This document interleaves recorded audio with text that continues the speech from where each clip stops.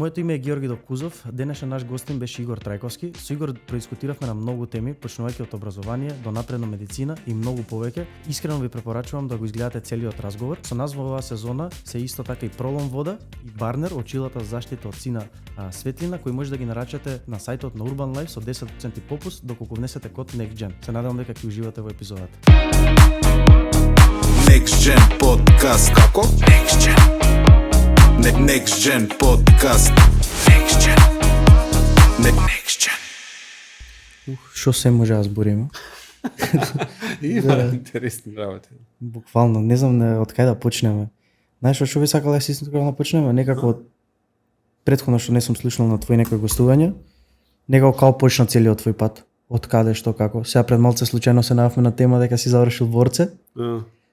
Тоа е предпоставам негде 90-ти години. 96 завршив. Тоа време некако како кој беше Игор? Слично со ова денес или различно доста? Па има доста и сличности, има некои работи нормално е прошло колку 30 години од тоа. Нешто се променило валјда, нека поголема свесност за нештото, ама А интересите? на некои драйв интерес има доста сличности, нека тоа кај Иван во подкастот што зборев со уште тогаш знам дека тоа со иморталити, со смртта проблем некако баш не може да го голтнава нека. Знам и на тие писмените по македонски што ги правевме, четвртата писмена, секад беше на слободен состав и тука ќе распалев онака за future, трансхуманизам, ова ќе биде онака ќе биде и ќе добиев некои 4 минус. Другите кецови све и со двојка онака во свидетелство ќе го проедам онака. Не бев со 5.00 средно онака. Некои работи што не ми беа интересни. Мислам се од после ми е жал онака зашто не сум читал повише. Ама не знам, у суштина дете што е втора година средно, колку може Достоевски да го разбере или Толстој или тоа се толку хардкор екзистенцијални ствари онака. Мислиш дека не е прилагодена литературата воопшто? Не, воопшто човек на таа возраст За таа возраст. Може би има ексепшн некои луѓе да се зрели за да размислуваат на тоа и да абсорбираат. Плюс по ова е целото енкодирано во не е во експлицитна форма проблематика да кажа, туку е со некакви ликови, како браќа Карамазови, имаш 15-20 ликови испомешани, секој представува одреден аспект на човештвото, некој светоглед. Мислам, сите тие ствари толку млади деца онака да ги и не ми беше интересно, затоа не читав многу лектири, книги. Гледав некако да се протнам, нека со таква некоја писмена на слободна тема да изнапишам што уствари ми тежи онака и да ќе се спасев. А интересов за информатика? Ја, тоа беше уште порано, уште крај на 80-ти. Како изгледаше тоаш? Па ја во школото Како се доаѓаше до информација? Таму сум роден, учев во основно во Драчево. Тоа што се викаше братство и единство школото. Сега Рајко Жизнодзифов се вика, мислам. И немаше компјутери школото, онака не имавме предмет информатика во тоа време. Ја основно значи завршив 92-ра, значи. Уште не сме биле самостојни. Немаше ништо онака. Но вујко ми он имаше компјутер и неговите деца идеа во некоја школа у Карпаш, не знам како се викаше. И тие братучедите имаат некои воншколски или некои пред вакви активности за нешто во врска со информатика, идење да учиш нешто во врска со нив. Јас покрај нив се шлепав таму у тоа школа у Карпаш онака и кај нив Таму прв некој преку ствари љубовта за компјутери ми тргна со игри. Значи игрици имаше. Значи ние Пакман и не знам што све не имаше тоа време. Аркадни такви некои. Тоа ми беше првиот допир, после на Комодоре така некои игрици, после дај со Комодоре ошо да направам.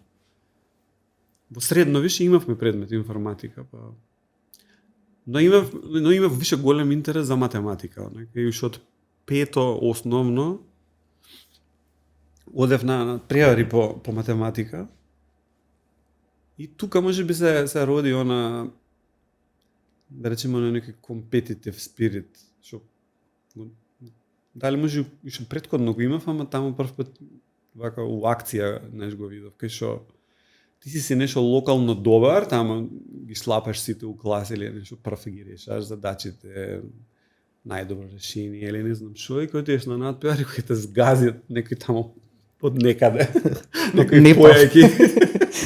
Ти виш кај сум ја ве, чекај, ти сака некој има ефект да ти се повлече, ќе паднат, ја не сум за ова, а некои карактери ќе видите вие у година онака.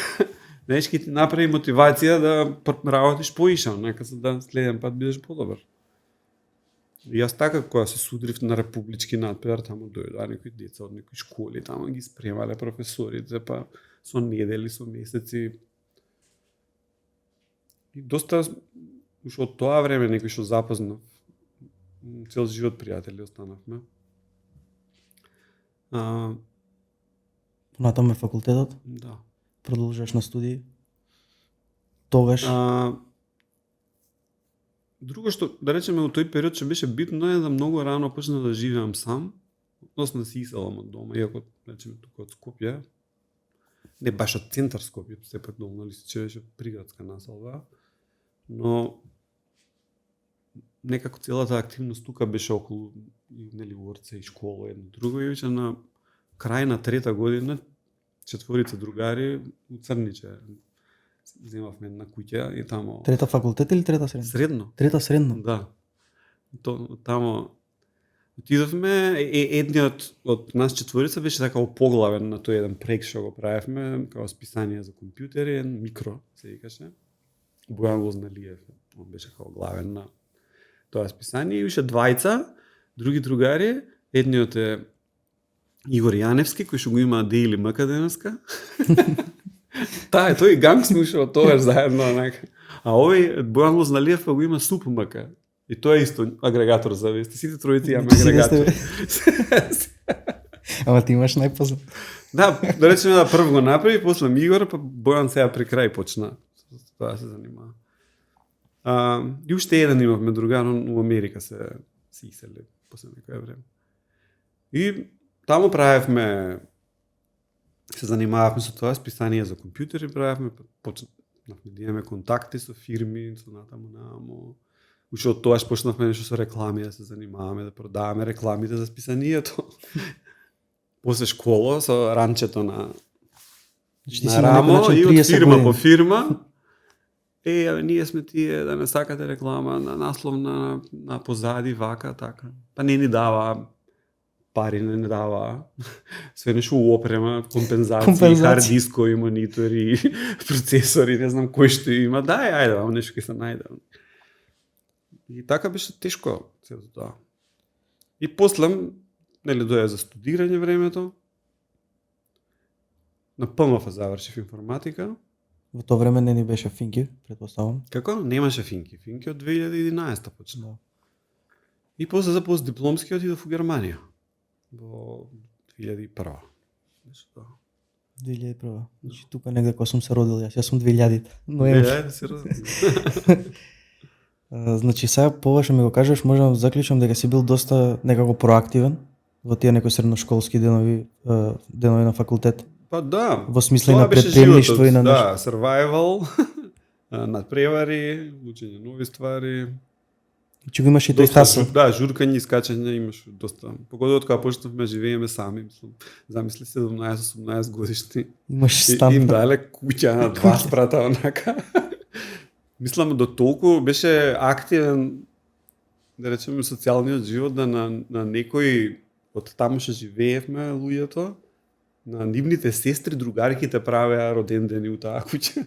И секој викенд имаше нешто, некакви дешаванки. Така. На ПМФ искуството како изгледаше тоаш информатика? Изучување на информатиката, споредбено тоа денес после ќе опфатиме ти, знам дека до пред некоја година беше и професор, така, на Финки. А можам да споредам. Некоја споредба да ми направиш? Споредбата е многу тажна. Значи претажна. Тоа може да го потврдат сите професори што се на Финки. Само никој не избори за тоа јавно. Нивото на кое што се студира у Македонија информатика е паднато неколку пати онака. Од што беше пред 20 години. Неколку пати е паднато. Значи, во однос на тежината на што се бара за да го проведеш предмет. Значи, има некои предмети што скоро се истите од тоа време, оние базични за информатика, алгоритми, структури, алгоритми, ово, оно. Што се барало тогаш да проведеш на испит и сега да видиш, тоа е трагедија невидена онака. И има повише фактори ради тоа. Една работа е затоа што така како што идат работите, општеството е позаинтересирано за информатика, повише луѓе сакаат да студираат. Но ако се задржаат тие тоа ниво од 90-80, која со 85-та институт за информатика на ПМФ отворен. А на електро е покасно? На електро не знам. Иначе на ПМФ првим биле дел од математика, од 85-та како институт за информатика при ПМФ си постојат како посебни. На електро не знам кога е формиран, а во 2021 тој главниот за департмент за компјутер сајенс, што е на компјутер инженеринг на електро, и овој на информатика од ПМФ се отцепуваат и го прават финки. Значи, зашто до тогаш беа едни идат на ПМФ, едни на електро, така ги знаеа као математичари и инженери. Немаше конкретно. Не беше информатичар, онака као. Да. И да завршам со ова. Значи, ако сите тие луѓе што сакаат да студираат информатика, студираа на она ниво како што беше ПМФ во 90-ти, мислам дека под 10% прва година ќе ја завршат. Не знам ни 10, дали 5% ќе бидат. Затоа што ние тоаш бевме 60 студенти инженери, 30 професори. 90 студенти примаа на ПМФ на информатика. Сега си 1000 годишно. Да. Слично беа и така околу 90 или 120 на електро. Значи биле 200 вкупно. И пропусност по години било 2-30%. Значи од тие 60 20 души проаѓале нормално. А сега имаш ти 1300, под 1200 се, сега малце се намали, мислам, последнава година или предпоследната, околу 1000, ајде да речеме, годишно. И за да се задржи тоа, да има пропулзивност, онака, да не отпаѓаат од 1000 да останат 65 у втора. Нивото го смалуваат, значи задачите се тривијални, едноставни. Дури тие не можат, паси мине, ја баш го предав тој предмет, алгоритми на структури на податоци, што е еден од најтешките. Во трет семестар и на многу име проблематичен им беше. Значи, треба стварно да ги разбирам, па тоа е па основата, тоа ако го научиш кој што треба, си wizard, после што сакаш можеш да направиш. Генерално што сакаш онака. Значи ги градиш стварите, не е само да читаш некоја документација и некој софтвер API да како се поврзува и да го споиш онака, него го правиш од нула, од ништо онака, да направиш софтвер што прави нешто онака. Добра, што мислиш дека е проблемот, само да те навратам назад? Значи, кој мислиш дека прави најголемиот притисок, го прави тоа што многу студенти се пријавуваат? Ма не, финансиската страна супер. Супер е што има толкав интерес, но треба да се разделат работите на кога више немаат студентиве капацитет, не знам како да именувам тој капацитет, за да завршат го тоа ниво, имаат измислено тоа, само треба да ги ископираш работите. Од странство како го прават. Направи 3 годишни студии на пониско ниво, да е потехничко, не толку теоретско, математички, инженерско, него на ниво на она што го бара пазарот. Зашто они на крај кој ќе излезат на пазар, кој ќе работат, пак прават едноставни работи. Они не измислуваат нови TCP протоколи, нови веб сервери дека прават или не знам што, хай-тек некои нови модели за вештачка интелигенција, него спојуваат API. Од овамо земи го тој сервис, од овамо инсталира оваа база, спои го у конфиг фајлови да работи тоа и толку прават со GitHub да се спретни, versioning некој документација да напише нешто. Технички голем да, нема многу. И сега зашто да ги гњавиш тие студенти со еден куп алгебри, статистики, веројатности, која нит го интересира тоа, нит нешто. Мојот поглед на решавање на тој проблем дека требаше од тие 1000 да стават 120 на, да речеме, 4 годишни студии со сите нишани кои што треба, да се направи нека. И тоа не ни мора да одма на прием после првата година да се заразделат кој според просекот што го направиле или не знам, некако. А другите 800-900 да идат на 3 годишни по едноставни студии, онака, пак си добијат диплома за високо образование. А вака го спуштаат нивото за сите, на еден куп студенти дури им е досадно на овие што се најдобри, што идат, да речеме, понад превари, што идат средно или што се поталентирани. Не научуваат толку, затоа што сепак човечките суштества се така, треба малце да го стиснеш студентот, онака, на работ на неговите капацитети, за да он уште малце се потруди да направи прогрес. Но ако студентот, да речеме, например, ако студентот знае 80% од 100, ти треба да му даваш испити, домашни проекти на 85, за да он уште малце и да пркне да напред. А ако му даваш ти задачи, проекти, испити што се на ниво 60, кај ќе најде он таа мотивација за да не може да пробие, да. И исто, ако некој е на 30 ниво, а ти му даваш на 90, толку му е тоа комплицирано да ќе се откаже.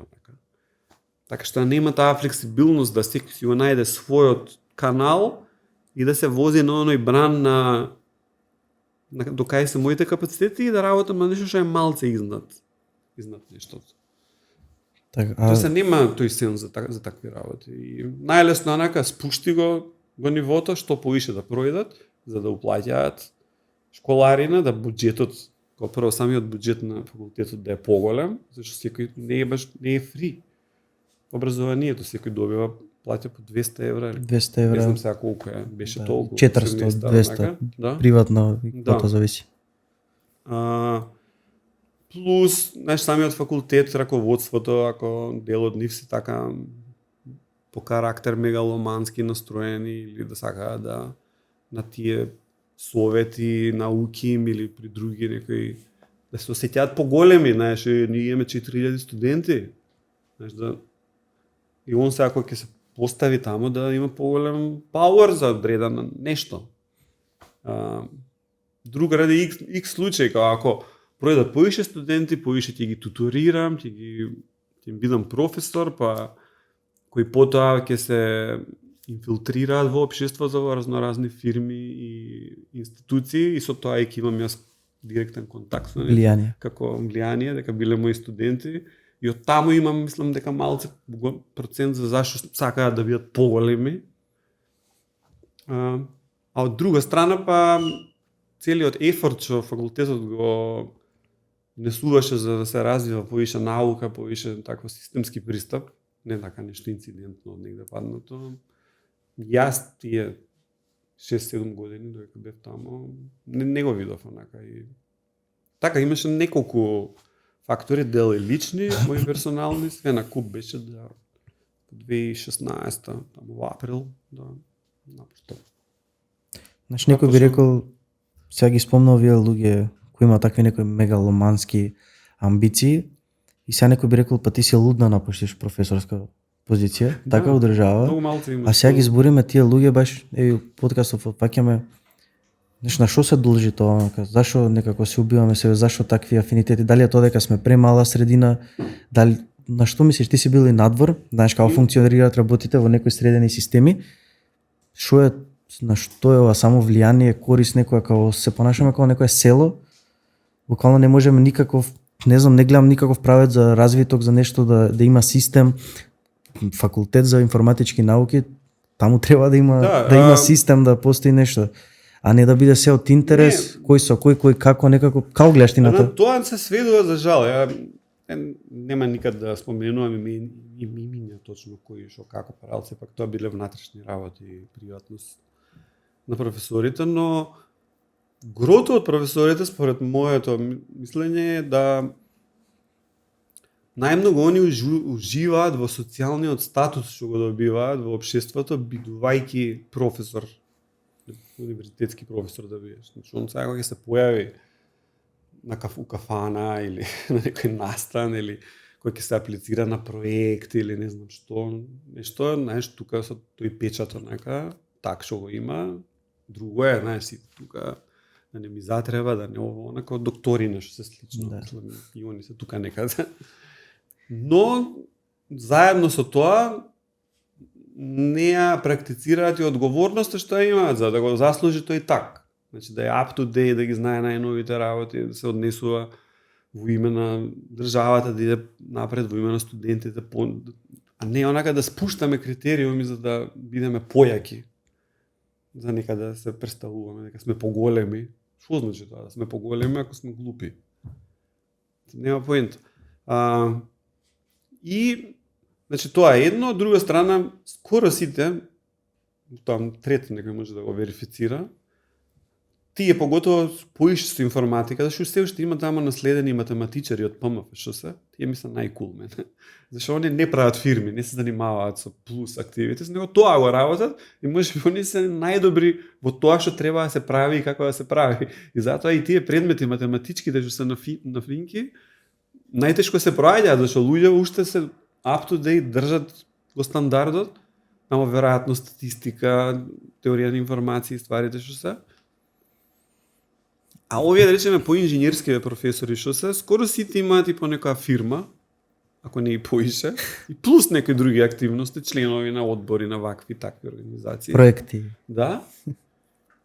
И таму им е паметот, онака, не во она како да го направам сега предметов по up to date, по ново да ставам некои модерни методи на предавање, да воведам некои такви ствари. И кога више и јас почнав да осеќам дека више задоволство ради начинот на работа имам од фирма што ја имам,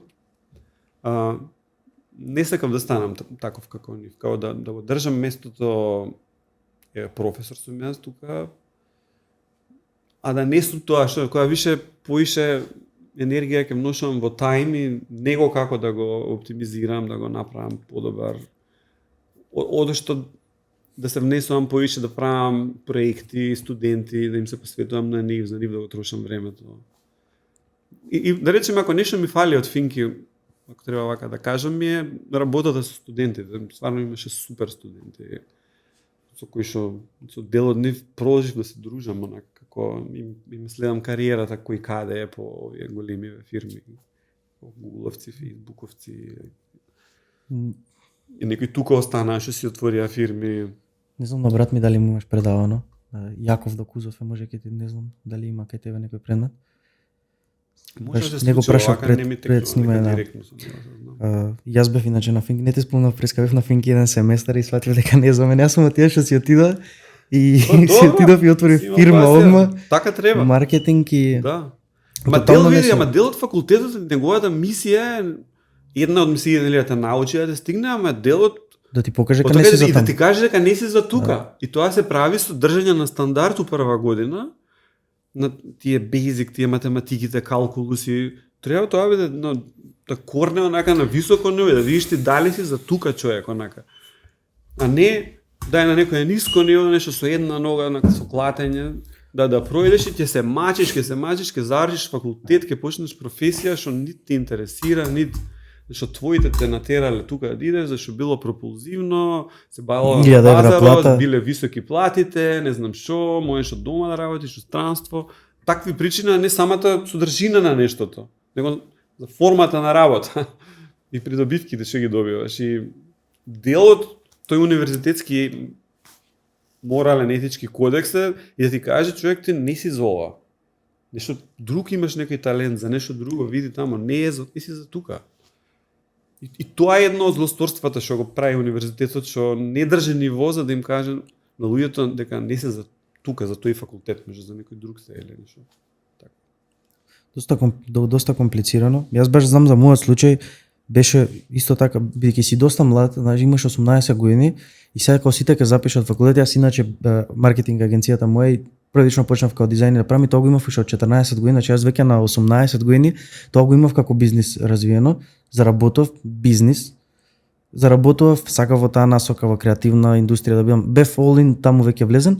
И ајде сите другари отидоа на Финки, као знаеш, па сите отидоа, као јас ќе отидам. Да. Ќе запишам и буквално ми беше шок и прв пат брат ми кога виде дека јас не можам да му капирам калкулатор да направам на сукно, ми рече дека знаеш сепак треба да се насочам и бев храбар, одма се мислам преке немаше као да се влечам, одма се прекинав и од тоа до сега и да се супер, само што нели на таа страна можеби за жал, можеби што не сум се пронашол од друга страна сам покренав нешто така што it's fine. Да. At the end of the Да, day. имаше ова тема што ја спомна за имаше и коментари од типот на делот што некои со некои професори со кои што бев поблизо или некои други пријатели што се надвор од академија као окей Игор, па го гледаш тоа таму, па баш дека е така, остани поише, бори се внатре во системот. Тоа ќе те Да нешто паши. да смениш, да направиш наместо да се откажеш. Ете, не се откажувам, седам тука и зборам за тоа кажувам.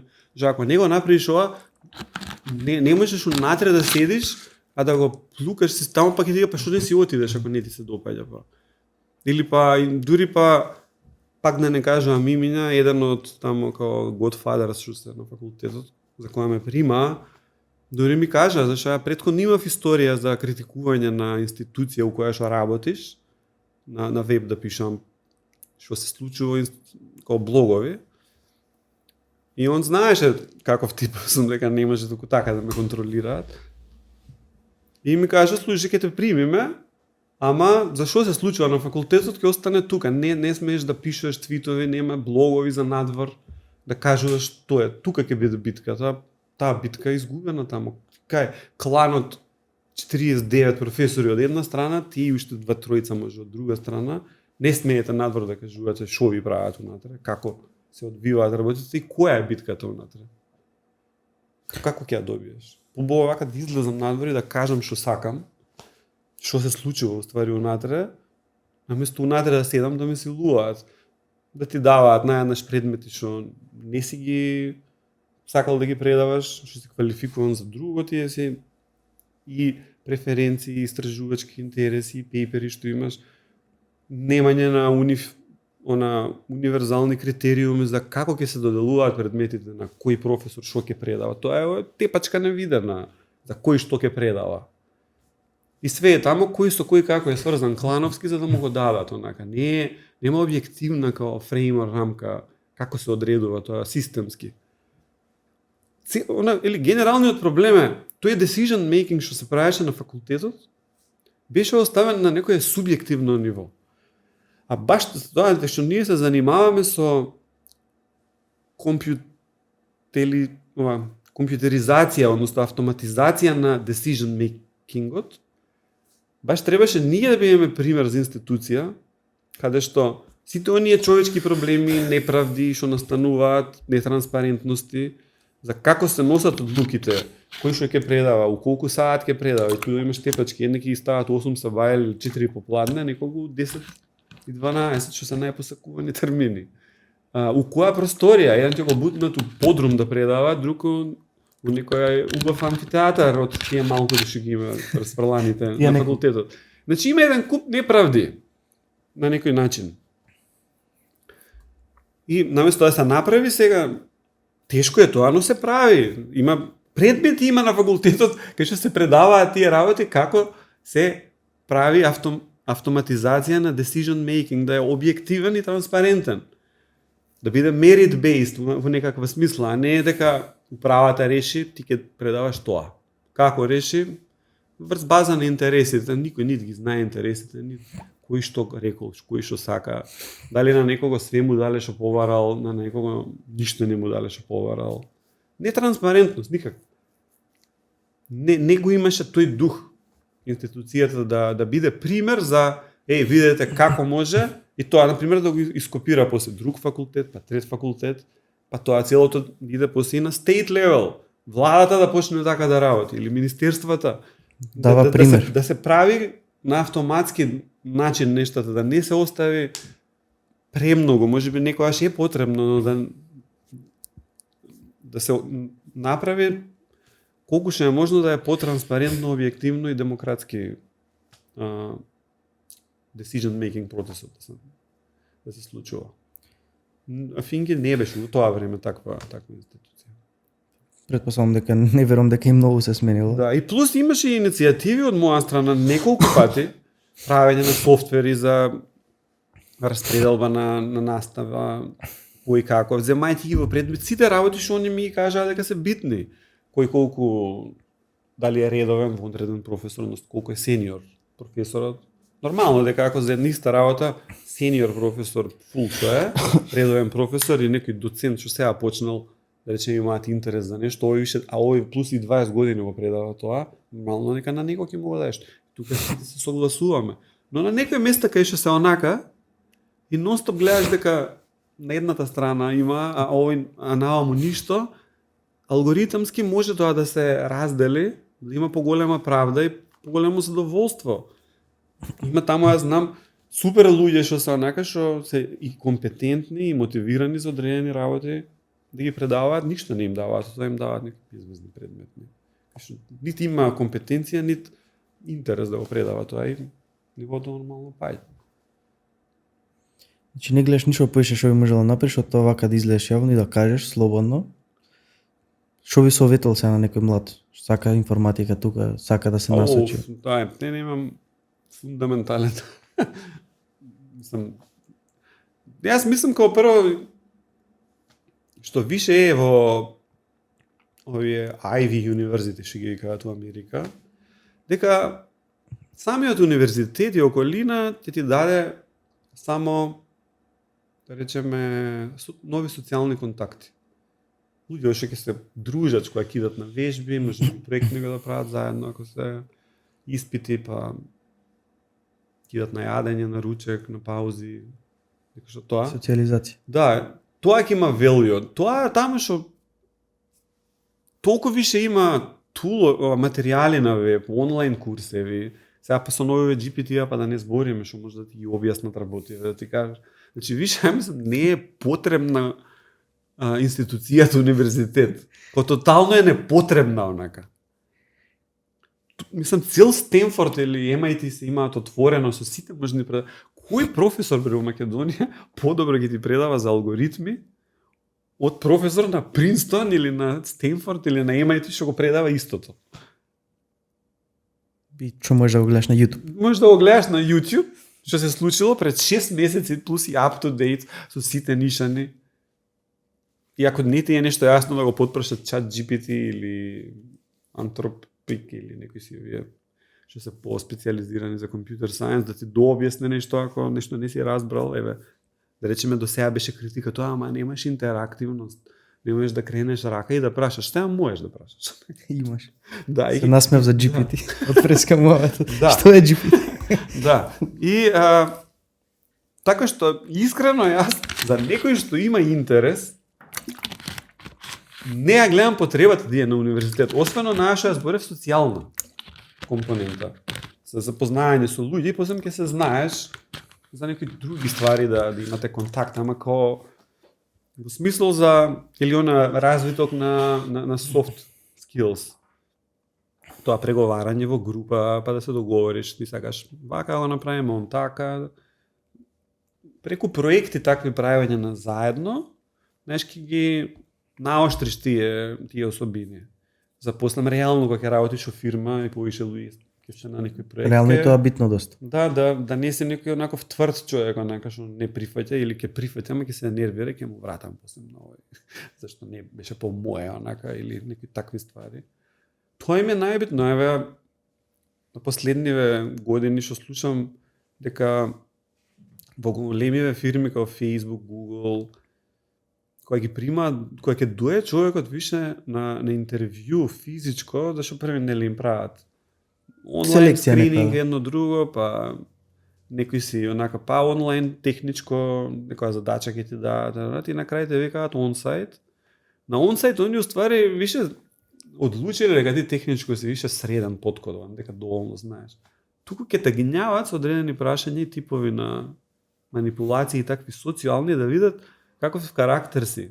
Колку лесно можеш да смениш став која некој ќе ти каже, слушај, да видиме вака, да не може, да видат дали ти стварно ќе се отвориш, дали може така или не бе сигурен сум вака, работи, ова сигурно. Ако имаш таков став, готов си, онака. Знаеш, такви ствари, онака, бараат, знаеш, кај луѓето. Сите знаат дека со техничко знаење, освен на ептен за некои специфични позиции, кај што треба ептен да имаш некој волкав мозок, ресърч, нешто која се прави. Но за ова на software development project, више и од моје искуство малце, не толку големо, што сум го имал, поголем дел е психологија и договарање на луѓето, меѓу себе у тимот, во односот со клиентот, како ќе го направи, што не е во она технички за дали ова ќе го направам можам или колку е брзо или вакво такво. Не се таму. 90% од времето се троши она договарање социјалното меѓу луѓето. И да речеме вредноста на универзитетот ќе биде можеби во тоа. Не во самата знаење техничко, зашто тоа можеш да го најдеш на 1000 места на подобар начин објаснето како се прави, што се прави, зашто се прави. Така ја гледам иднината на... А за луѓето што ги зборевме пред малце за тие некои мегаломанци и слично, тој некој став, јас имам диплома, јас сум професор, оно, до која мислиш дека ќе си патиме тоа? И на што се сведува тоа, као јас? Па треба да се демаскираат тие. Кој, мислам, не се тоа богови, дека леле има он докторат, има или PhD, има она, или... За конкретна работа што седиме сега, да видиме кој што знае како се прави, не? Да. Она ад хоминем или нешто такви напади да има, за што немаат врска онака со нештото за кое што сте седнати, да го правите заедно или имате некој конфликт. Аргументи не, дека јас сум професор, јас сум право за све што ќе кажам. Луѓето да не прифаќаат такви аргументи. Односно да тргнат со тоа, дека сега со овој човек за конкретна работа имаме да завршиме или имаме да разрешиме во конфликтот што е работава. Че мислиш таа значка веќе диплома, буквално мислам светот секако не оди од таа насока. Дека тоа ќе биде смешно, веќе јас и таа ситуација дома имаме баш со брат ми, него му остана нели дипломската ја направи и тоа некако го завлече 2-3 години и тоа е слечава многу. Да, а има неверојатно има просек 9, мислам предметите алгоритми сите му се 10 информатички процеси, 5 години работи во фирма како кодер. Значи 5 години стаж има на оне 99 на 25 години. Значи 5 години стаж и сите предмети исчистени со просек 9 и сега треба таа да направи диплома и тоа е како смрт за мајка ми, некои теории не знаеш какви, буквално. Ја не да ти кажам искуство, од најблиски другари околу мене. Не плюс ова со студенти што го гледам. Колку честа појава е таа да све ќе направи, све и дипломската ја влече 6 години, 10 години. Не знам како некој не ми е одгатнато тоа многу што се случува. Еве во случајов на брат ми, или магистарски фат, или трти уша магистерската, тезата да напише, предмети расчистени, договорена тема што ќе биде магистерската, направен можеби више и ресърч од собрани податоци, сега тоа све се напише во документ, да се прати, да се одобри, да се направи одбрана, и на тој чекор огромен процент онака има на луѓе. Кај што се случува тоа? Кај брат ми баш ситуацијата е некој некако пред крај веќе кога почна со испит, некој е баш разочарување од факултетот. За оваа слика што ја збореше ти до 25 минути.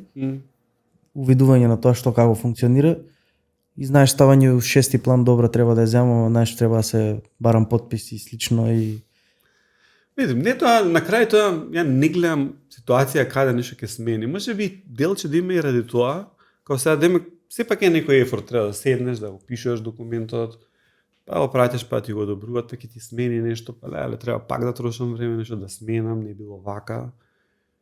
И можеби се викаат на крај, и шо на крај сега, кога ја веќе го завршам, знаеш, кога добиам дипломата, поготово во IT секторов, ни дипломи има врска, ништо више не се, никој ништо. Гледно не се бара тоа диплома, не знам дали се бара слика од тоа нешто. Доаѓаш ти на интервју, еве ти го проблемот, дечко, знаеш да го решиш, не знаеш да го решиш. Дали ќе се каква укопиш у диплома, тимот? дали бил Финки, Емајти, Брейнстер, многу им е гајле онака. Ништо ако сакаш нема, од дома само биди, YouTube. нема врска. За оно што кажа со пејџот PhD, не бидел до тој екстрем дека има вредност 0, туку има вредност и тој пејдж според мене означува дека некој човек дека може long term, зашто PhD не се прави за месец дена или за 2 месеци. Треба да имаш 2,5-3 минимум до 5-6 години, зависи од која институција, каде шо, да од кај тргаш, дали си имал мастер, не си имал, разни работи. Дека можеш да се посветиш на еден проблем и да го истераш до крај, баш ради сите овие challenges. Публикации си требал да направиш, тие публикации имаат одреден формат, дека тамо некоја конференција нешто ти барала, па вака било, па онака, па си отишол таму, па го презентираш. Значи тоа има сет на активности, еден куп. И тоа PhD значи дека Прави некоја ти слика си за бил тоа. willing да го направиш тоа. И си имало толку многу чекори како што си можел да се откажеш. Поише кажува за твојот карактер, дека не е на прва кривина излетувам ја, туку дека можеш да се посветиш на нешто, да го истераш до крај. Како поише за карактерот, не е, мислам, толку многу за твоите technical skills, дека не знам каков проблем е да ти фрламе, ти одмак решение ти исплукаш од тамо, онака од нога. Туку поише да речеме околу твојот карактер, твојот комитмент кон нештата да ги довршиш до крај. И сега на некои, да речеме, партнери го сакаат тоа, знаеш, во смисла ако почнам со овој проект некој да правам, нема на пола проект да ме isfrли, cancel да направи или нешто, па да барам нов, па не знам, амо таму. Некој сигнал, знаеш, му е тоа позитивен, однос да те одбере. У тоа смисла, не?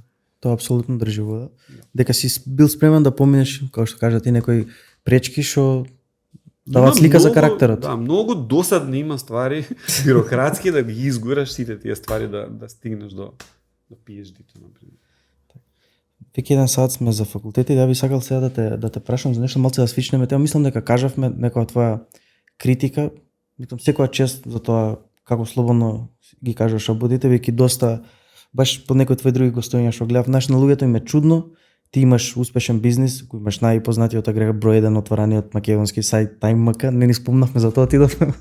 Сакам да почне да ја раскажем некоја твоја приказна, ама секогаш и пред снимањето влеговме во теми веќе. Мислам дека е битно и да се влезе во теми и да се каже тоа што е битно да се каже, кој што спомна ти. И секоја чест за смелото и за храброста што го кажуваш, што би некој би рекол, не да се навратам овето, ти имаш бизнис успешен тука, може да ти зависи. Ти Што ќе ми зависи? Да. Апсолутно. Да се даде слика, бидејќи луѓето живеат во тие сваќања. Као ако не завршам, нема да се вработам, ако сега кажам дека факултетот не е добро, значи тоа не е добро, ти си дал пример со тоа што си излегол од таа позиција и кажуваш сега смело, тоа не е добро, тоа не функционира и даваш пример дека си различно од сите и пак функционираш, кога што гледаме, мислам, Не е страшно. Да, но премногу некој страв, премногу некој не знам што. А од другава страна, тој паралел универс си функционира и пред малце што го зборевме и политички, па и ова е во некоја слична корелација. Да. Како паралелен универзум си функционира, се е корумпирано, се е на база на врски, нема никаква систематизација, нема ништо. Секој што е различен е, нели, не е Одма да го сосечат, одма, Да. или така. Тој предаваш у подрум од 8 сабајле мултимедија. професионални вештини. Тој ако што му се случи ова, ќе се смее сега, ако ќе чуе ова, зашто му се случи ова. Го почнавме разговорот, ти се надобрза на подкастот со Иван, што негде минатата година ова време баш го снимавте, таму отворивте баш еден deep talk, тежок, не препорачувам да го гледа секој што баш не е спремен онака да излезе од комфортот некако во кој си е наштимон. Го почна и го заврши разговорот таму со темата што отвори тука, тоа е immortality. И спомна дека или твоите истражувања, сега скокнавме многу, не може цел живот да го преточиме во сад време. Таа некоја твоја потрага кон таа бесмртност, како ти тоа си го гледал во AI и слично, заврши со една мисла дека си имаш откажано во тоа да го бараш таму клучот во математиката и во AI-то и дека си повеќе насочен на таа некоја филозофска страна. И па само да ми кажеш се некој рикеп на годината од тој подкаст до сега како се развива таа мисла од тоа глава, што е различно да речеме. Од тогаш? Да. Па има различни неколку работи се случија. Мене лично ме интересира тоа, се можеби не го гледале, препорачувам да го изгледат сите, но ме интересира некоја како надоврзување на тоа.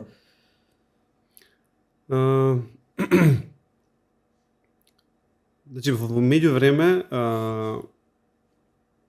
се случија неколку промени големи во мојот живот. Например, се оженив. Честито. Од лани. Затоа не снимавме пред месец дена. Да. Чекам дете да се роди. Честито. Некако Таа тема не беше природата на нештата така и се да малце да оладиш можеби на тие работи. Што да речеме да оладиш во смисло на тие екзистенцијалистички проблеми. What's the meaning of life? Зашто има смисло? Што да се прави? Зашто да правам нешто ако не можам да го правам или не сакам или така што сега моментално во однос на тоа гледам некако да уште овој период што го имам уште малце да се подспремам подобро во однос на улогата што ќе ја играм како родител од нова година. И да видам да колку можам да му дадам најдобар старт на тоа дете. Да што сум научил ја увидел во овој свет, што без онака да го поштедам. Не мислам така розови научари да ставам на некого или нешто. Него до кај стигнав јас со сваќање на реалноста што е ова постоење и што е убаво, што не е. Нормално има некои работи кои што луѓето, тој јас онака што ги осетиш, што не ги разбираш, ама више им даваш некоја конотација позитивна или негативна и моментално мораш да ги прифатиш како такви. Дека ова е добро, ова е лошо, ама не знам зашто е така јас го осеќам. Баш кој што рече да оладиш со некој, да се искулираш. И да речеме можеби тамо не знам две или три решенија на иморталите беше. Едното беше нели што да направам да не умрам, односно јас да го направам тоа. Како тоа да не ми значи? Да, и едноставно некако до ситуација некако дека нема јас да го направам. Долго време живеев со убедување дека ќе можам. Па да видиме овој што го спомнуваш филозофско-психолошки аспект, како подобро да сварам смртта, да победам на таков начин, односно значењето да видам зашо ми доаѓа тоа прашање и да го решам сорсот на проблемот, зашо ми е проблематично тоа да ме крат толку мал животот и нема поента да се живее, што нема никаков импакт. Од каде е таа потребата дека сакаш да имаш толкав импакт? Овој импакт што го има нормалниот живот, зашто не ти е доволен и бла бла бла. А да речеме со последниве new developments, што ги следам во последниве неколку години, поготово последниве 2 години, зашто здравствено имав некои проблеми, па почнав поише да се интересирам за здравје, за нутриционизам, за биологија, што може да се направи, зашо старееме, како иде тоа старење, што може да се направи. Има огромен развој на aging science, као зашо се случува и што може да се направи во врска со тоа. И плюс овој спринт моментален што го има AI во последниве 2 години више со чат GPT што излезе. Со GPT. Да. Дава некој сигнал, надеж можеби дека не е ова како претходните спринтови што ги имало. Па пак имало некоја зима, Winter AI се вика тоа, кај што нема прогрес, нема идеја како што понатаму.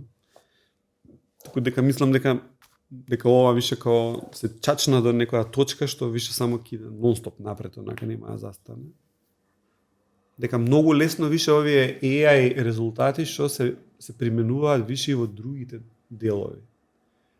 Значи ова што например имаме сега продукт као ChatGPT like, поичи ги имаме сега оне као пандан на таа класа на производи.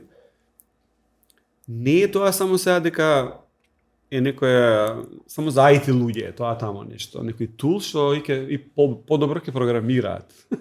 Не е. Него таа иста технологија више ја користат скоро сите сектори. Значи сега и биолозите се подобри биолози ради ChatGPT и други технологии. Само да го земеме ChatGPT, дека сега на еден биолог као under his fingerprint се као целото знаење човеково.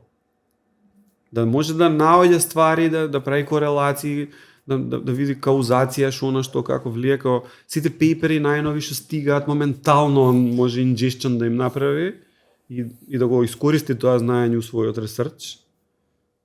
Така што тој као intelligence amplification што го прави AI влие на сите други, вклучувајќи Google, еве например, користи Alpha чип има, као што имаш Alpha Zero, Alpha Fold за биологија, фолдинг на протеини, нели? Сега има Alpha чип за дизајнирање на нови чипови, AI ги дизајнира, на кои ќе работат овие AI. Значи више лупот као да се затвара на self-improvement. И тој момент се чекаше, као тој момент кој ќе дојде, се вика singularity момент, онака кој ќе почне интелигенцијата сама себе да си прави амплификација, тоа ми е сигнал дека можеби да може во блиско време да имаме General AI. А со General AI мислам дека е еквивалентно на морталите. Мислам дека таа суперинтелигенција дека ќе го одгатне комплетно процесот на зашто старееме, што се случува. И каква да се направи, како инженерски проблем да го гледа. Имаш систем што вака и вака работи и после некој време стига до оваа состојба смрт. Ова се чекорите, ова се случува. Што да направам, у кој момент, каков суплемент, каква операција, какво, не знам, менување на плазма или оној Брайан Джонсон што прави или еден куп ствари. Ќе видиме што ќе биде тоа, за да може еден организам да живее подолго. И не ми изгледа толку ептен far reaching и невозможни кузне кога. Битно е, моментално, според мене, тука се согласувам со Брайан Джонсон, don't die now. Значи, направи све што може од тековно што се знае, стегни зави. да не умреш у следниве 2, 30, 50 години. Зашто најмногу толку ќе треба, јас мислам, за General AI да се направи, со тоа и Immortality, според мене. Значи, да искористи све што може, изложеност на токсини, непушење, ексерсајз поише, јадење на здрава, реална храна, наместо процесирана. Значи, прашајте го GPT или кој да е, кои се ствари за да имаш по-healthy life, ќе ти ги каже. Да не умреш во следниве неколку декади, зашто после тоа мислам дека ќе имаме можност. Мислам, лудо звучи да е онака е, ама јас верувам во тоа, реално и го правам тоа, за тоа имам толкав мотив, дури помалку се занимавам со IT, со невронски мрежи, до некаде се занимавам, гледам нешто и во Time да имплементирам полека. Има некои нови промени сега во следниве месеци на Time баѓи, како работи, но доста време трошам на human biochemistry, на нутриционизам, на метаболизам, longevity, на такви ствари, да што се случува, да видиш кои тестови да ги направиш, за да видиш кај тебе точно што се случува, па од тој резултат да ти кажеш што можеш да направиш за да превенираш нешто, на кај одиш. Дотидеш сега на кај својот матичен лекар и да му кажеш приказна, мислам ти има Immortality за 20 години и сакам, здрав сум, ништо не ми, ама што да правам за да преживеам подобро? Знаеш, што ќе ти каже онака? некоја што дипломирала или дипломирал во 89-та. Ти кажав јас каква ситуација има баш пред оваква подкаст. Во Македонија. Ќе ти каже да почекаш малце. Каде Пред што да целиот грото, секоја чест да си ти исклучоци, но грото од докторите, своето надградување или до едукација ја прават на одредени семинари во Охрид, во Континентал, Во Преспа. во некаде, каде што самиот семинар е финансиран од Big Pharma, кои што ги предаваат најновите лекови и таа Big Pharma ги учи овие доктори за кои се најновите трендови и лекови за третман, не за превенција, за третман на симптоми на одредени болести. И овие искачаат од тамо на војни дека они се кралеви, докториве. Ние ги имаме сега најновите лекови за третман на симптоми, за ти више од која си се разболел, од која више си ѓубре за никаде си се уништил, и сега тој ти штике нив, за они да ти ги кажат како да ги третираш симптомите од болеста. Дури нема ни да ти дадат лек за болеста. Туку ќе ти дадат апчиња за притисок, нема да ти дадат лек за од кај притисокот, или за диабет, ќе ти дадат апчиња, некои најнови тамо, од не знам кои, нова генерација, нешто, не знам што. Ќе стават слика од семинарот. Мора и да се сликнат. И тој момент да го никој не прави запази. онака длабок ресета, чекај, а тие работи што им се дадени од тамо се правени пак е онака може ќе звучи налудничаво, нешто антиваксерско или нешто, ама го прават тие компании за профит онака, значи луѓето они да ги оздрават и више да не им се клиенти, не им е во интерес или која фарма Не има компанија бизнис планот. ќе препорача некој лек кој што е бесплатен, како некоја храна, што ќе го реши проблемот. Која компанија ќе каже и ако им е стварно, они викаат дали дури алкалоид, здравието на луѓето пред се или нешто така име, нешто тоа таглајнот. И која они ќе излезат онака да кажат бе, за ова ти треба тама некој бабин лек, некој лук или некоја тревка, мечкин лук од нешто тамо или нешто такво. Или пи вода поише или нешто што е фри. Нема пред ти такво тоа нема да чуеш. Како од Netflix што никад нема ти каже човек, премногу седиш. Не е добро, 8 сата гледаш серии. Не, она ремајндер да ти направи, не да ти стопира и да искочи малце 2 сата прошетај. Значи, он сака да видиш ти тука, да си му клиент на секој бизнес, а тврдат голем број на бизнеси дека се они юзер центрик, тоа им е најбитно. А толку прости работи може да направат ако е тоа така. А не е така, профитот им е најбитен, shareholders, тоа го бара. А мислиш дека Целиот тој капиталистички систем, каде што дури и здравието е ставено како арена на која што се прави профит, не можеш да очекуваш дека е human centric, каде што како што барем некако клеймуваше комунизмот дека е така, иако у пракса друго правеа они, ама барем пораката ја погодија они. Вамо е центарот е у профитот, онака у капитализмот, онака и например замисли какви глупости има, човече, има дека GDP-то на одредена држава се пораснало, затоа што и кој ќе погледнеш таму од каде има онака профит едно друго, дека фарма компанииве онака имаат профит. Дека дека ако луѓето се разболуваат, ќе се продаваат поише лекови и фирми ќе имаат поголем профит и GDP-то на државата е поголем, и ти од тоа заклучуваш дека држава е просперитетна, идеме напред. Мислам, пази го. абсурд. Кој е абсурдов ако идеш по логика. Значи, од корен си изместени работите. Не можеш со идење на таков семинар и некој нов лек за нов симптом да направиш, не знам како промена. Треба да се иде до коренот на проблемот. Треба од основна школа, од градинка, да не збориме, да се учат луѓето како да јадат. Што да јадат.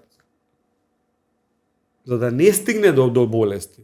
А не, од која они више ги добиле и стигне некој се више у која фаза, стејдж, стигнате, еве ти сега ова, painkillers тамо пи, нема да те боли.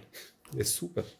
Си решил проблем. А гледаш на овој момент на тој некој генерална интелигенција ако се воспостави, ако се дојде до тој момент, како и да се дојде, нели тоа сега не може да се форматот како ќе ќе се дојде до тоа, не може да се усклади, гледаш на тоа како нешто што би ги бутнало сите овие маски?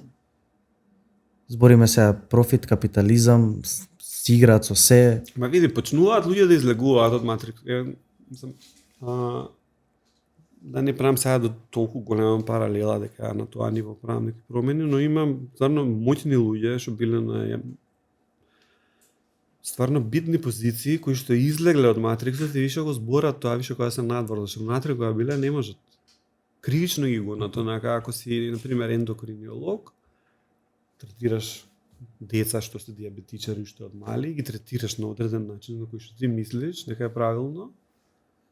И ако го правиш тоа надвор од тие recommended практики, што ги прави одредена организација, во која што се сите ендокринолози, нели, како членови, American Diabetes Academy, например, или не знам таму што е, или Association, каде што најголеми, да речеме, донатори се фарма, на таа организација да функционира, и сите препораки од таму искачаат како да се од Big Pharma пуштени, и ти ако се однесуваш на друг начин, ќе ти избркаат од работа, може кривично да те гонат онака. Роберт Лустиг, например, е еден таков автор, сега баш некоја книга му читав, Metabolical се вика. Он таков е биг фаца онака. Излегол од универзитетот, еден куп такви асоциации и све, за да излези да каже вистината. Што се случува, под каков терор се држи целото општество, да не речам онака, ради тој профит од тие големи компании што ги интересира профитот само, а не здравието на луѓето и вистината. И не е само они, скачаат поише луѓе, има. Чи ти веруваш дека тоа е можно некако да се деси? Да се спуштат сите полека маски некако? Пукнува, затоа што додека беше единствениот начин на информирање преку овие мас медија, класични, телевизија, Тоа се следно ќе те прашам. телевизија, радио. Тоа се значи како централни X мал број на точки, затни ги тие. На одредени начини. Се знае како. Не може вистината да стигне до луѓето, но сега више луѓето меѓу себе имаат директни врски да комуницираат и тоа како што има придобивки да доеш до вистината, може да бидеш наклукани со невистина еден куп. Така што сега следен челендж од тој хаос на информации што доаѓа од секој до секого, секој може да отвори портал, да стане фактор навиден за нешто, збори со своите вредности, идеали, цели. Тој сега еден куп хаос на информации, за индивидуата е ставена на кого да му верувам. За диабетичари ќе чуеш вакво речение, онакво, вакво со ова, со истина, со лекови, со не знам што со. И станах на кое да му верувам, онака. И за тоа совет, како мислиш дека тоа ќе се одвива? Како ќе се прави селекција, да не биде онака од премногу информации, па да нема некој точен канал кај што луѓето сакаат, кај што поготово сега зашто за здравје збориме, здравјето е малце зафркната работа, затоа што не е во смисол ќе прочиташ некоја работа за, не знам, третман за висок притисок или за диабет или за нешто. И демек, ја читаш информацијата, што препорачува, не знам, јади ова, пи она, нешто прави, трчај, што и да. И демек, го правиш тоа и го решаваш проблемот. Или не го решаваш, за да одлучиш.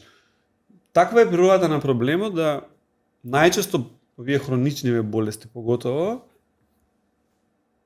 колку што долго време си требало да правиш нешто што не треба, си јадел нешто премногу фруктоза или теста таму некакви.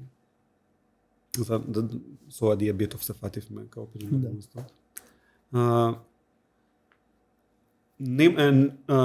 Ти треба тебе декади да имаш на таков лајфстайл за да стигнеш до тоа.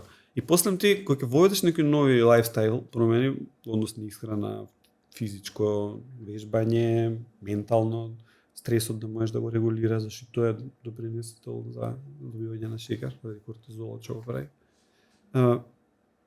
Нема да го решиш проблемот за 2-3 недели, дека ќе почнам да јадам здраво, ќе повежбам онака и за 3 недели ќе го решам. ти треба, зависно колку време си имал висок шекер или... Но ќе ти треба месеци, можеби година, две, со тој нов лајфстайл за да ги осетиш нови придобивките. И многу луѓе се откажуваат. Знаеш, ќе го земе тоа како лајфстайл, препорака, и сега он кај ќе има како волја тоа година дена да иде по тој нов. А убаво му било 30 години да јаде палачинки, донаци, чоколада и што ти знам што све не. А сега една година не може да се откаже од сето тоа и да малце да пази на исхраната. И да почне да ги почувствува подобрувањето. А докторов ќе дое, еве ти јапче, написе за 20 минути шекерот ќе ти падне. Тешко е многу тоа да го убедиш човеков дека е само привремено симптомот го лечи. Ти причината поради која што ти доел тој шекер не го решаваш со ова апчето. Него ти само на крај симптомот го регулираш, да речеме, но покрај тој симптом што е еден други хавокс ти прави низ организмот тој шекер, но е друга тема. Веројатно, знаеш како, например, некоја помлада генерација, јас сум ти кажав 2000-та, некоја моја генерација веќе доста од тие работи ги сваќа, многу е потешко да, веројатно знаеш, многу е потешко некој да не излаже, да ни продаде нешто, некако многу повеќе филтри имаме ставено и веројатно претпоставувам, тоест кога нашата генерација ќе дојде на место на сега оваа генерација која е decision maker на повисоко ниво, сигурно би било различно нешто. Не е фер да не се размислува дека не би било. Луѓе кои што живеат 5, 6, 7 декади на одреден начин, да им кажеш сега ти вака ќе гледам со мајка ми, што се случува на диабет има и се трудам таму ете да нешто поправам. Многу е потешко онака, мислам, стварно ќе треба не една, можеби две генерации да пројдат да изумрат, неки нови деца да се породат од старт, што ќе бидат едуцирани со нови работи. За да стане, мислам, замисли го само дека пред во 50 години, тоа не е пред 500 години, пред 70. Реклами имало на телевизија дека Камел е преферирана марка на цигари од докторите. Па тие рекламава. Дека доктори ја препорачуваат Камел, дека е... Камел се амерички пред... Не е битно дали какачиви се. Што сега не е абсурдно. Така ќе биде еден ден кога ќе збориме за фруктоза и за шекери. И за бело брашно. И за цела овој процес фуд. За процесирана храна. Какви турбуленции ни прави, онака. Ќе се смееме како што сега викаме за цигари на реклама Камел и тоа. Да. Camel is the choice of the American doctors или нешто така беше. Точно како. Имаше уште некоја таква листа на ептена накакви као ствари no-brainerски, онака. Дека не ти се верува дека така живееле луѓето и верувале, тоа било норма. Авион или си пушеле, дека пушењето нема никаква врска со кенсерот, дека. Така беше 50 на години до 2019. Значи до 2019 од 72 или некоја таму 70 беше која спаднале во Америка тоа телото што е за guidelines што дава за како да се јадеш, колку проценти карбс, колку фет, колку протеин. Знаеш дека заради heart problems мора да се намали на фет, карбс дека може да се јаде колку сакаш. Само мрсно да сакаш, него дека фет е проблемот, односно да се иде на low fat, high carb diet. Сега испаѓа скроз противно. Сега е скроз уште ден денеска на пациенти што се диабетичари, докторите им дозволуваат да јадат карбс, случувајќи и шекер, и фруктоза, и све, поготоа за овие што земаат инсулин. Но само ти пази изброј колку си земал ти карб за да ставиш толку инсулин, за да го изрегулира тоа. Значи не им викаат човек, немој да земаш онака карбс онака како, тоа е како out of mind онака име како Скроз. Знаеш, уште како дозволено. Тоа ќе биде, ова што им викаат, зимај карпс, ама земи и толку инсулин за да е соодветно со карпс колку што си земал. И ќе биде, на таа реченица ќе се смееме, како на ова со Камелов со докториве од 50 години. Веќе сме при крај. Привршуваме, многу теми опфативме. Па, да, интересен е животот. Искрено морам да забележам, може би премногу лично, ми изгледаш доста по-позитивен, например, тој подкаст пред една година. Јаш Да. доста по некако ведар, среќен и мислам дека и добра порака некако пративме, дадовме некој темпо мотивирачко би рекол. Иако зборевме дека се е тотален хаос, но дека сепак има некоја светла точка, некако во тоа светло се представи денес, тоа чисто моја забелешка. Мило ми е што е така. Е, мислам, може би да е дел од промените што ги пробувам да ги направам. Во однос на со исхрана, ексерсајз, еве овај на лично персонално ниво, фамилиарниот дел, се тоа како на куп. Знаеш, да прави, мислам, сепак на крај човекот како го осеќа своето постоење, колку и тривијално да изгледа, пак се сведува на тоа, со частичките идат натаму нааму, дека се сведува на тоа, на клаша Склоп на атом. на атом иде и нема ништо од тоа, ама тие частички може да бидат таму 2 метра под земја, да седат онака или идат тука и уште нешто да... Ја, сега ми изгледа како и ова и тоа е исто ultimately, ама доека можам, вама ќе шетам, ќе раштракувам, да гледам разни видови на постоење. А колку мислиш дека е битен овој фактор што спомна, например, еве семејство, ќе речеме, ајде под семејство би броил блиски луѓе и слично. Мисле за некоја статија, може да е делот на фейк ньюс, не сум сигурен, некој истражување на Харвард кој е траело 75 години, каде што преку некои параметри се утврдило дека од нешто што може да се, што е мерливо, социјализацијата или тоа колку имаш блиски врски со луѓе, дека драстично влијае на продолжување на животот. И многу објаснувања. Ти сигурно имаш информации на таа Да, тема, да. затоа те прашувам како. Да, мислам, многу заклучици се водат од тие лонгитудинални долги истражувања, онака. Има некои, значи, последниве, не знам, X години го разрешија конечно тоа, дури и докторите и сите, дека корелација не значи каузација. Во смисло да ако две работи, едната која е поголема и оваа е поголема, ако ова е помала и ова е помало. И често пати тука најосновна грешка, и јас сум размислил така порано, не е страшно тоа, дека ради првото се случува второто. Демек, ако имаш поише од ова, а и тоа другово заедно со него расте, дека ова му прави, ова второво, ако А расте и Б расте, дека Б расте ради А. Така е некако не доаѓа како common sense, погрешно е. Не мора да значи тоа. Како прво, може Б го влече А, наместо А да го влече Б, а може би постои некој С што двете ги бутка. Така што ако правиш такви студии и гледаш дека две работи кои демек идат заедно, не значи тоа дека едното влијае на другото директно или второто на првото, дека може има трето некое. Кој што и двете ги, што не го знаеме кој е. Треба да се биде предпазлив и сега има цела наука за тоа како да издизајнираш експерименти, што да направиш, што да смениш, онака, за да одгатнеш дали е А спрема Б, дали Б спрема А го влече или постои С што и А и Б ги бутка. Значи така и за ова. Така и за ова. Но едно да речеме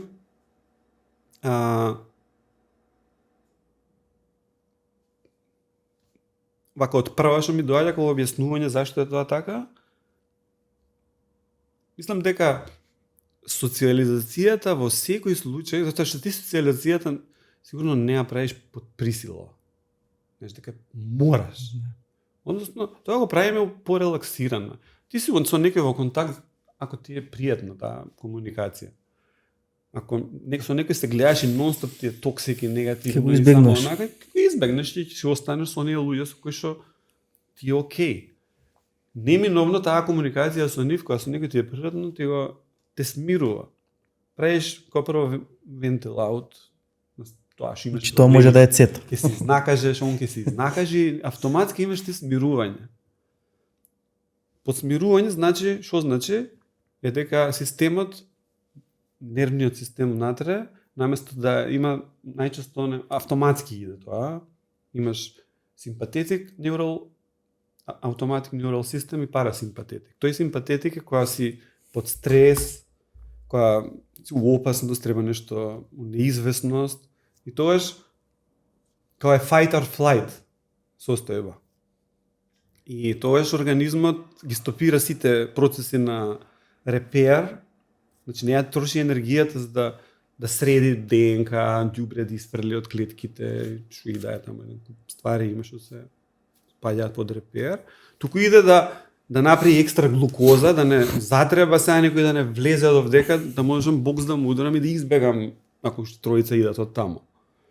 Значи те спреман на фајт и затоа има слаби луѓе што добиваат чегар, кога си нонстоп под стрес, телото генерира глукоза од ствари што не се глукоза, као од протеини и од други ствари, и ти можеш шекар да добиеш, а да не јадеш карпс. Мислам, до таму е битно ти како се осеќаш. И сега во контекст на ова, кога ќе си ти порелаксиран поголем дел од времето, имаш поголема социализација, тоа води кон поголема релаксираност, ти е поактивен парасимпатетниот нервен систем, кој што го опушта организмот, ги поправа стварите, понизок ти е притисок, не се генерира глукоза толку поише од што треба, има доста придобивки. Беше make sense ова. Тотално make sense, мислам. Сите тие чекори веројатно некој ги направил за да го докаже дека така. Има логика. Мислам дека доста теми исцрпевме. Јас уживав во разговорот, саат и пол збориме, како 5 минути. Ќе ти се заблагодарам што дојде. Фала, супер, беше. Како се чувствуваше ти во нашето модифицирано студио? Па не сум бил првото. Но супер бе. Што ќе ни советуваш да тераме, да продолжиме? Советувам да бидете автентични. Не гледате што Проаѓа. бара публиката, па во однос на тоа да идете нешто од вас што доаѓа, да иницирате проблеми што вие мислите дека се битни. Не, мислам дека се твои проблеми.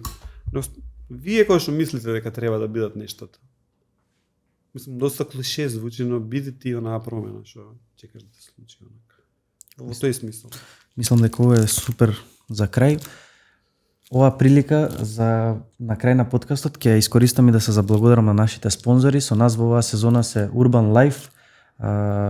Ги носам нивните продукти, тоест Барнер, очилата за заштита на вид. Истите може да ги нарачате на сајтот на Urban Life со 10% попуст, доколку внесете код NEXTGEN. Позади гостинот може да ја видите и бомбата, торбите, исто така на кои може да ги најдете на Urban Life, да ги нарачате со 10% попуст, кодот е NEXTGEN. Тоа што ќе одобија како поклон Игор е овој тефтер, станува збор за брендот Infinite Book. Игор, ова е од моите спонзори за тебе. Infinite Book, можеш пиши бриши ова. Ова не беше на тортата, свадбата, вакво значење. Интересно. Како логото овако. Можеш во тефтерот можеш да внесуваш забелешки и да ги бришеш потоа истите. Доста е тешко сега да се обрати за спонзорите, исто така пролом вода, после ваков разговор некако ја спуштивме вакото и сакам да се заблагодарам бидејќи некој мора да го поддржува за некако да функционира. Ние се уште немаме, целта не е профит да се прави, туку нели некој. Браво и за спонзорите што спонзорираат вакви работи, да има поише светогледи, разноразни од луѓе, да видат луѓе. Мене ми е супер овој нов феномен на подкасти што почнува. Се поише луѓе можеш да видиш како гледаат светот, што размислуваат, да видиш нешто различно, не централизирано од едно место со некоја агенда, истото верување, него. Јас гледам многу подкасти. Голем дел од времето ми подкасти на поготово за healthy tech, тие две работи ми интересираат. Дефинитивно многу интересна некоја гранка која се развива. Еве и кај нас сега ние цело време доста од моето се ние не спомнавме ништо локално, некако го гледавме дека воопшто не би ни требало така да го гледаме, туку дека действуваш од себе и преку тоа што можеш да го изнесеш, некако и мене ми изгуби смисла тој мој сега подкаст во Македонија, па ние сме толку, па ти некој математик, некои бројки се као no sense кога ќе сватиш на крај на денот. Доста еден да не изгледа до крај, нешто можеби да се потекне од разговорот. Според мене беше одличен. Уште еднаш ти се заблагодарувам. Во оваа прилика се заблагодарувам и на сите луѓе кои останавте со нас веќе повеќе од 90 минути. Тоа е тоа за оваа епизода. До следно гледање, пријатно.